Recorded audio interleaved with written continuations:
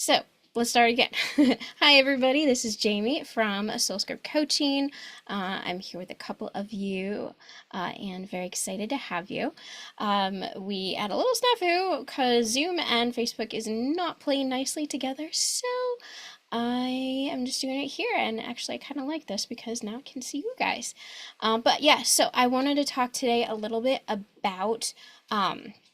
Showing and not telling in our writing. So this is a very common writing technique that we hear about over and over and over again all the time, because it is so important to show your story instead of telling it.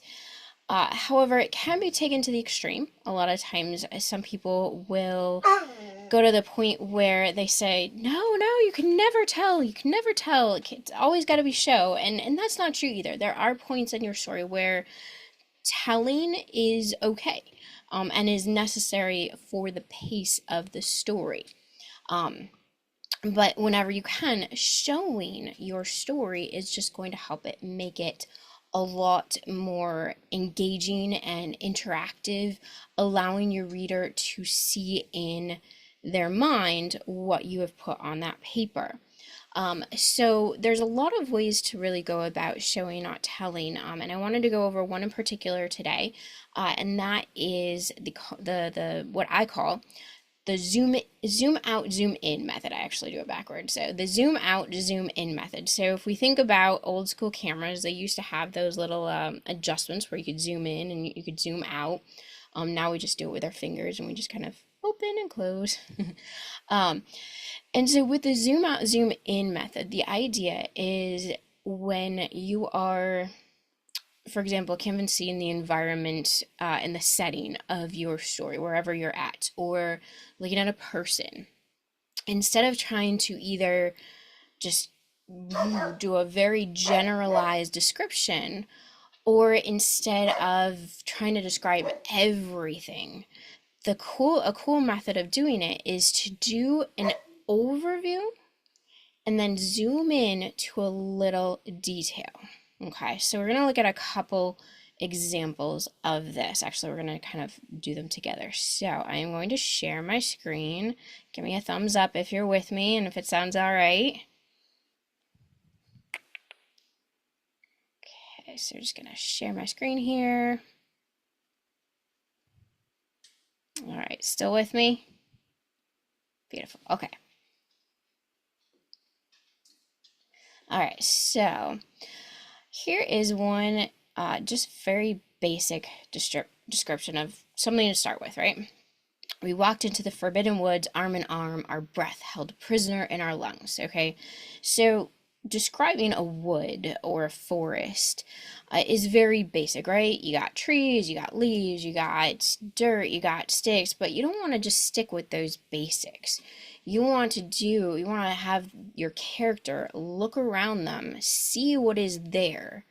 Then you want to zoom into something specific, like that one tree that's bigger than their arms can be put around, and the moss that is growing like fringe on the bark, cascading down like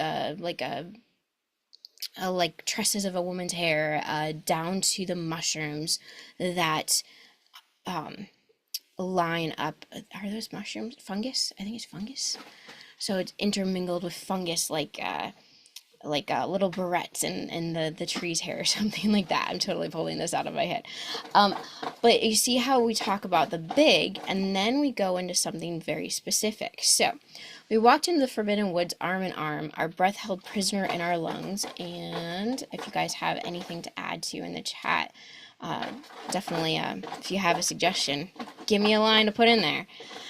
Okay, so we would go into something along the lines of, and sorry, my dog is playing with something in the background, along the lines of, they looked around, feeling minuscule in comparison to the gigantic trees that sprawled in every direction. Okay, so we have a canvas, right? Gigantic trees. The wood was so crowded, there wasn't even a path to follow. Only roots. Tripping over roots. Right? Okay, so we have that. That's your zoom out. You've got the trees, you got roots. We can start to see something, but we don't want to give the reader every single detail because you want to respect your reader. You want to allow them to create their own scene and imagine a little bit while also giving them a little bit. So you want to give a little, you want to have a little give and take there. So the wood was so crowded, there wasn't even a path to follow, only roots tripping over roots. So we have a little bit of context then. But then we want to narrow in, we want to zoom into one specific point that we reference, right? Okay, so let's see, what do we want our character to do? I want them to hone in onto the moss ahead of them, or maybe a tree limb that's hung right in front of them, or an animal. What do you guys think? Any ideas? Put it in the chat. We'll see if they come up in a minute. Okay, cool. It wasn't even past. So let's go for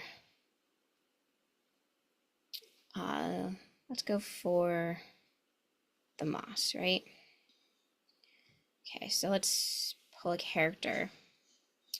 Random name. Let's pull Simon. I think I saw a book about that just recently. Simon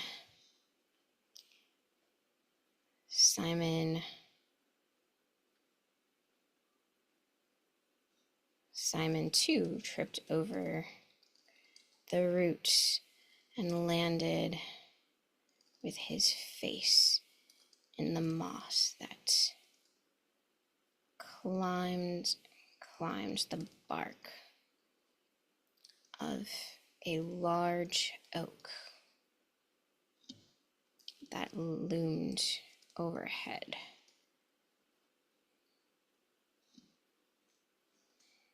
The moss was nearly fluorescent.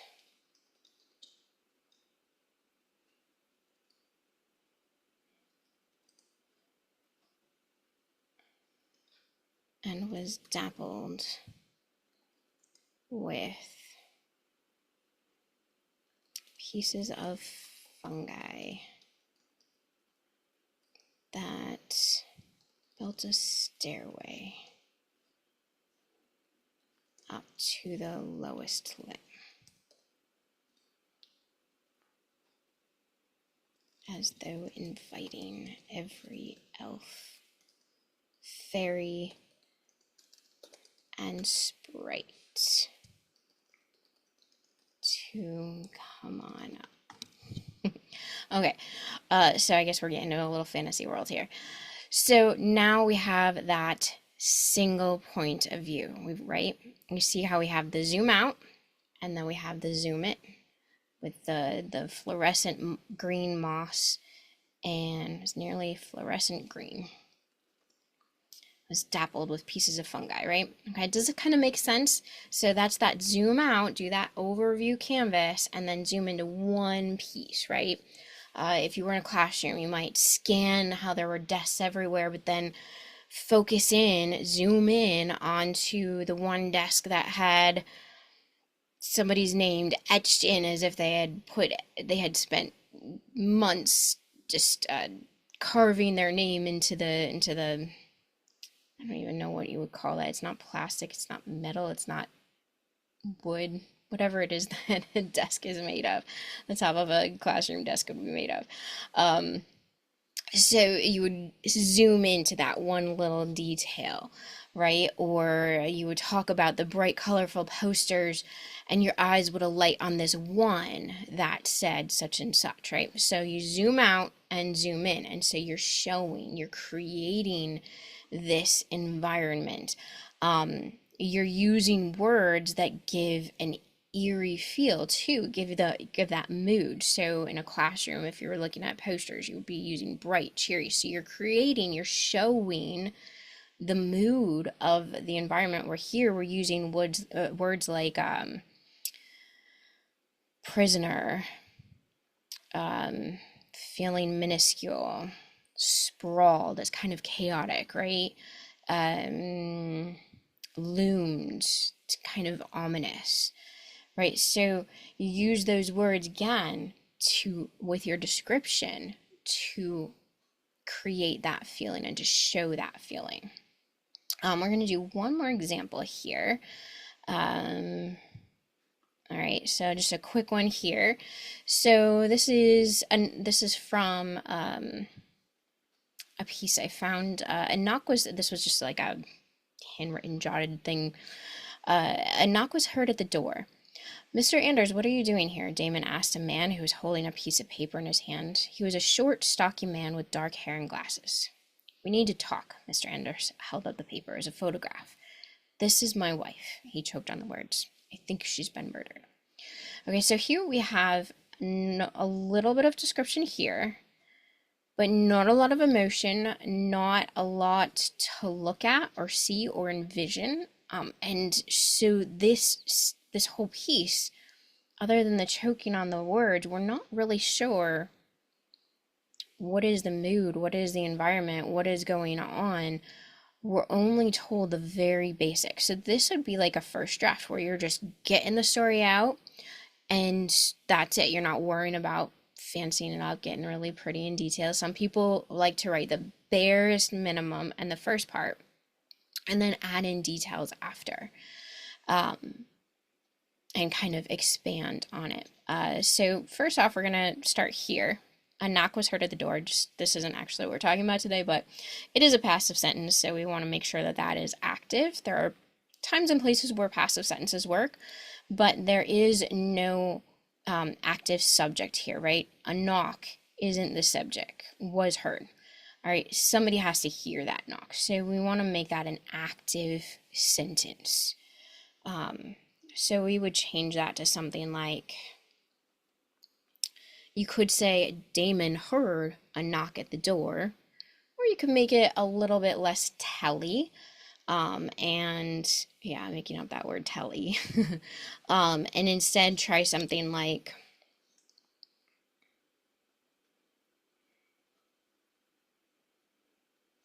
just have him open the door. You could even start after the knock. Damon opened the door to find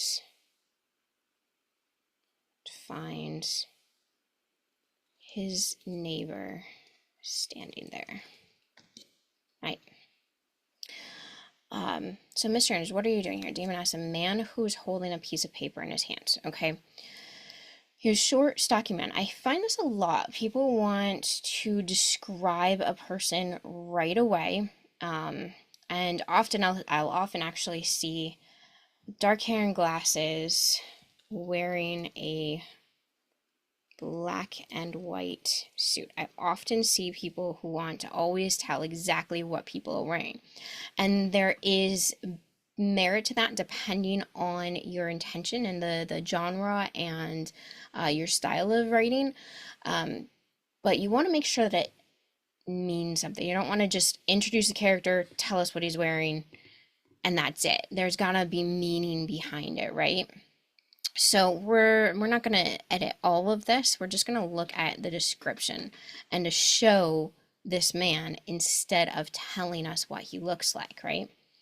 So instead of, he was a short, stocky man with dark hair and glasses wearing a black and white suit. I'm going to just break this out here. All right. We're going to describe him. We know that he's probably pretty upset, So he's not just standing there. He's not just wearing a black and white suit, all right? He is going to probably be wearing something rumpled and disheveled. He's going to be disheveled looking, because he's upset and clearly worried. So we're going to say this instead. So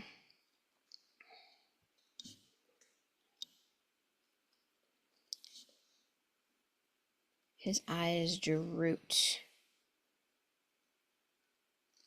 and were lined with dark circles, barely hidden behind his glasses.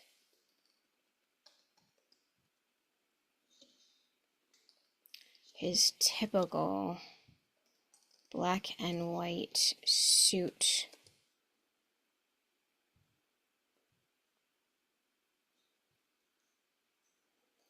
hung crumpled and wrinkled. Hung. If you guys want to add a line in the chat here too, feel free to throw it out there for me. His typical black and white suit hung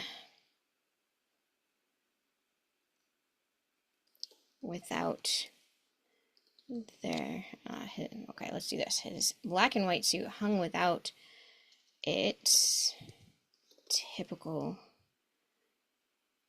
freshly pressed creases, instead bearing, to double check that one, witness to a long night of no sleep.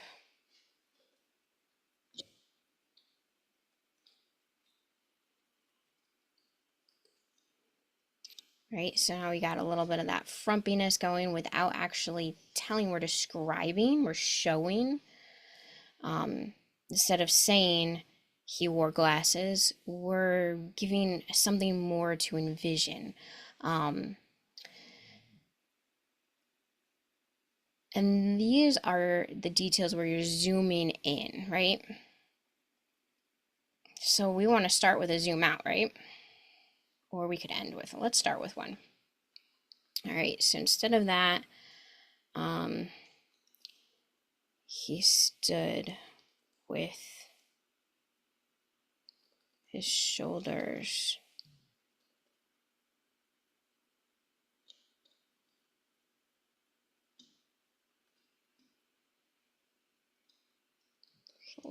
hanging.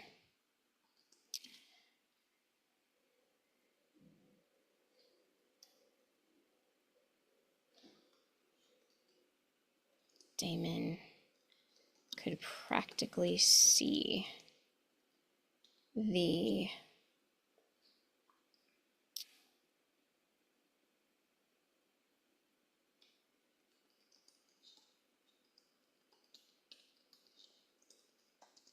dark clouds gathered around him. Okay, so these are just like general overall things, kind of throwing things out.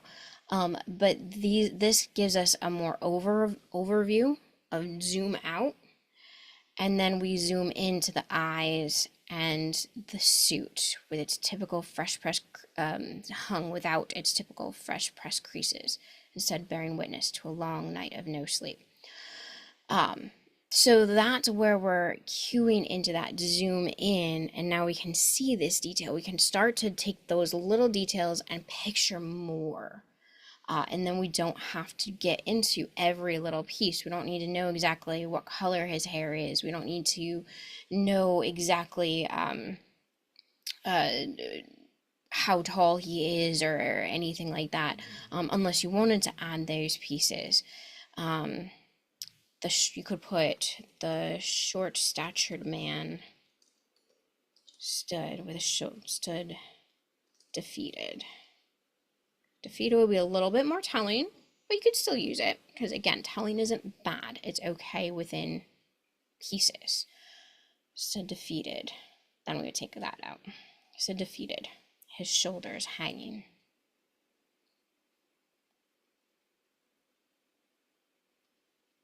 All right.